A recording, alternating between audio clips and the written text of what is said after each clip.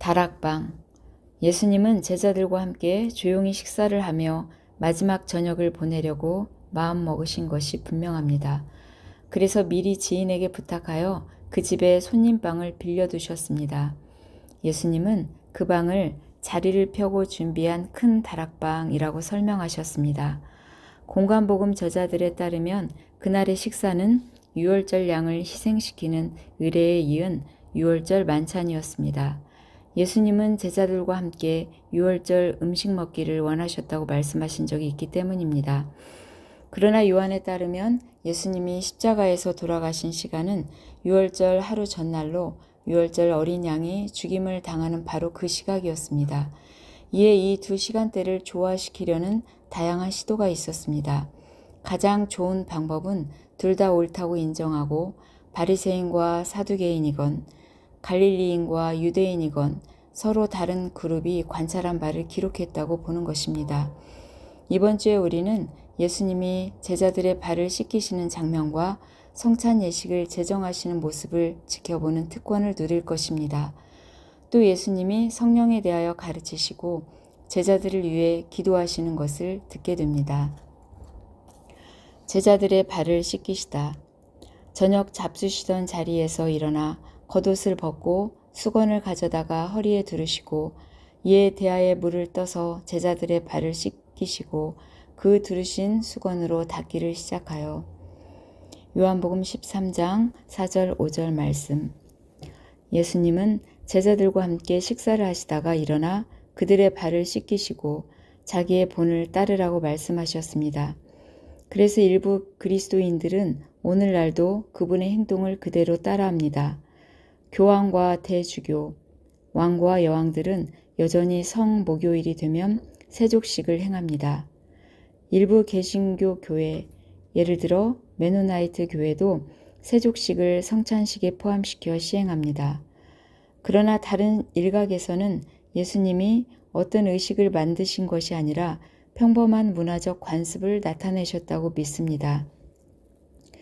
그렇다면 이를 우리 문화에 대입해 봅시다. 예수님이 뜻하셨던 바는 우리가 서로 사랑한다면 서로 섬길 것이고 그 어떠한 섬김도 하찮거나 더럽지 않다는 것이었습니다.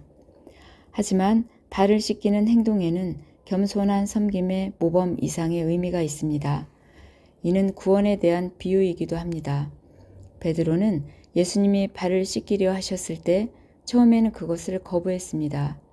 이때 예수님은 베드로에게 그러면 네가 나와 상관이 없느니라 라고 말씀하셨습니다. 그러자 그는 손과 머리도 씻겨달라고 요청했습니다. 이번에는 예수님이 이미 목욕한 자는 발밖에 씻을 필요가 없느니라 온 몸이 깨끗하니라 라고 대답하셨습니다.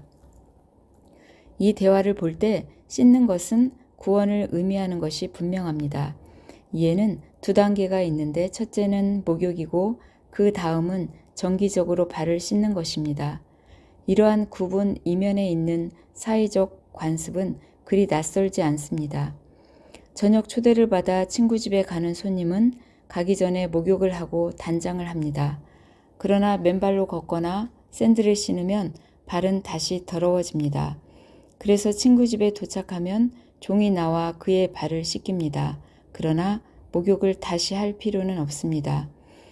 이처럼 우리도 처음 예수 그리스도 앞에 회개와 믿음으로 나아갈 때 목욕을 하게 됩니다.